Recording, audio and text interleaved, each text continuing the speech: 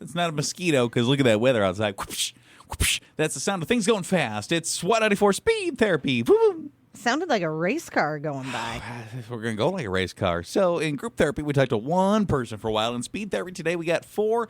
We'll tackle in the same period of time. First up is Nico at speed therapy. Go, go, go, go, go, Nico. Every time I go out with my buddies, we order a big old plate of nachos with some beef on it and some veggies and all that stuff. And this one guy just seems to pick everything off. By the end of the night, we got a plate of chips. That's it. And this guy has consumed all the crap on top of the nachos. I want to know, what can I do about this? Not have nachos with that man anymore. Say, those are Nico's nachos. Yeah, I wouldn't be sharing nachos with him either. He's just taking all the good toppings off. It sounds that way. So he's, He's getting all the good chips. All the good chips, or it almost seems like he's taking stuff from other chips, leaving the chip, but putting the toppings, the good stuff. For himself. On his. That goated bite, man. Yeah, I wouldn't be sharing with him anymore. It's really as simple as that, and it sucks. Do you just disclude somebody? Do you say, well, you know what, I'm going to have my own? I would say I'm going to have my own. If you guys want to share nachos with him, I can't eat with him anymore because he's always leaving us with, like, just plain old regular chips. That's not what I want. I want nachos. Now, from just like a social awkwardness standpoint, you're at a table with some friends, and someone orders nachos for the table, and they're like, can I get my own plate of nachos? Would you not feel kind of weird? No.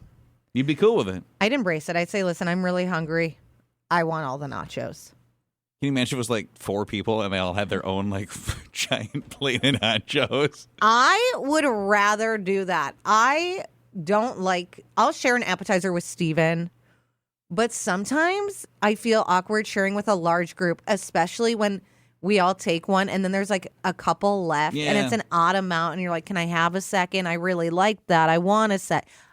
Just get your own nachos. You know, I know that it's snowing right now and it's morning. It's 7:18 in the morning. I would destroy a whole lot of nachos right now. I'm not talking breakfast nachos. Nachos. I want nachos. I've wanted nachos since last night. Do you know, I told Steven I can't wait for Red Hawks. When do they open? When does the season start? Because I want to go get nachos. And get nachos. And he said, you've never got nachos there. I said, I don't know, but I want them now. I want nachos. Some jalapenos on there. Yum. It looks like... I guess it's just like chips and cheese. You got about a yum. month there, lady. Oh. Yeah, you got about a month. And then get me a hot dog. Sign me up. Red Hawks, here I come. And you get yourself a speed therapy issue. Let's pop on over to Allie. You're next. I want to start dating my best friend's ex-husband. We are going to need more context there, my friend. Well, first of all, she's like my best. Like, I was in their wedding. She's that much of a best friend of mine. And I feel like I should ask for her permission. So do you think she'd give her blessing on that, or? Well, I mean, I don't know. But even if she doesn't, at least I asked, right? Were they together a long time? They were married for 5 years, and she's the one that wanted the divorce, and he did not take it well at all. They don't have any kids. They're not friends anymore. She said that she feels like she kind of rushed into the marriage. So, I mean, they're done. They're through. And the rumor is that she messed around on him. So she's happily dating someone else now, and we hit it off. So this is your friend, but then you're just throwing her under the bus, and the rumor is she messed around on him. I kind of, like, I'm not for the idea, but since you're already interested, it seems like you're already doing this, and you're not really asking for her permission. You're just giving her a heads up on what's happening. But stop, like, acting like she's the bad person now, because she was your friend first. Well, you know, the thing is, what's happening is now you kind of like getting intertwined with this guy a little bit. You're getting to spend talking with him. So now you're kind of, maybe if you were even originally on her side, now you're like, oh, I'm totally on his side. That's what's happening there. And that's what I don't like. Speed therapy in the 194 Playhouse. Go, go, go, go, go. Mo, you're up next in speed therapy. What's up? The other night I'm watching a movie with my girlfriend, and she keeps talking and asking me question after question, like, what's going to happen? What do you think this is? And And I was just like, just watch the movie. I've never seen it before. it's all these interruptions, and we're probably missing the most important parts of the movie. So I don't understand why they just can't sit back, relax, and enjoy the movie. Yeah, some people are just like that. I don't know if you could try to say something, but I don't know if that would stop it, to be honest with you. Some people are just movie chatters. I'm a movie chatter, and Steven will say, "This is the first time I'm seeing it with you. We're watching it together for the first time. How am I supposed to know what's happening?" Sometimes it's like, yes, I am looking for answers. Maybe I missed something, but also it's just like me out loud processing what I'm watching. Oh my God, what is happening? Oh, I can't look at this. Complete side observation, has nothing to do with the issue on hand or speed therapy. Your Steven impression sounds identical to your Steven impersonating Amy impression. Oh, and he only does that because of you. I don't know what you're trying to stop. Yeah. Stop. There it is. You plug your nose, and now he does it too when he mimics me. Oh. Stop. You just sound, you and him. That's making my nose stick together. Ooh, allergies. Speed therapy. Danielle, you're the last one today. What's going on? I'm pregnant, 7 months. Yay!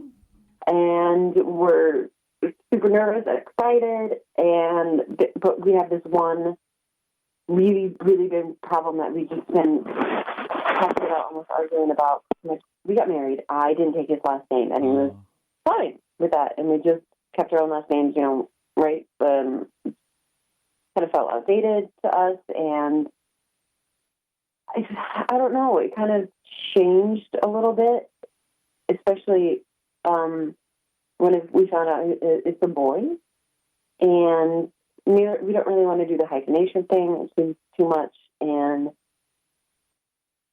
he's really animate about whose last name. The kid, I get it. The boy, kind of wants to feel like a man, but that doesn't mean that I should feel invalid.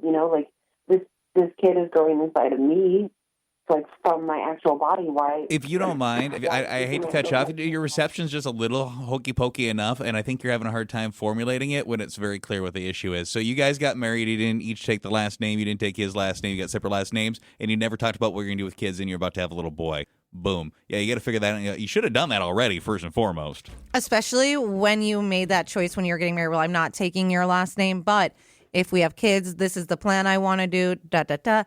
I mean, so she is against the kid having the husband's last name? It sounds like they don't want to do the hyphen. I think they both would prefer that the baby has their last name. So here's compromises I've seen.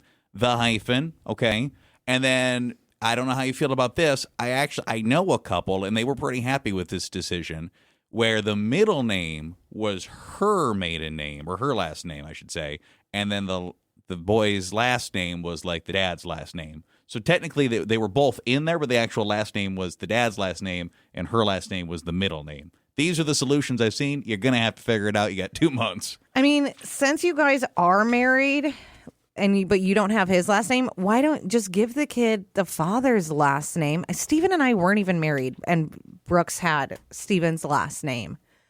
I will say, people have always brought up oh, you want to have the same last name as your kids. I went a year basically with a different last name than Brooks. It really wasn't an issue. And now I'm in the process of changing my last name because we got married and we all have the same last name. I'm going to tip, don't change your last name when you get married. Regrets a little bit or what? No, I mean, it's getting easier now. It's not that bad, but it's just you have to go to the DMV. You have to go downtown to the Social Security office. You have to do all that. Now I got to go to the bank. I'm waiting on my Social Security card. It's just all these things. Come on, give me a break. I just had to plan a wedding, throw a birthday party. Now I got to change my last name. Can you give me some days where I could just lay on the couch and be a lazy person, man? Conspiracy theory for you. They make it just miserable enough. And it was probably put together by a fella decades and decades and decades ago. Just miserable enough that when you're annoyed with him, you're like, ugh, I'd leave this guy, but think of all the hassle to change all my stuff back. I wouldn't. I don't think anything's ever going to happen with Steven and I. But you keep it now. But that is now my last name forever.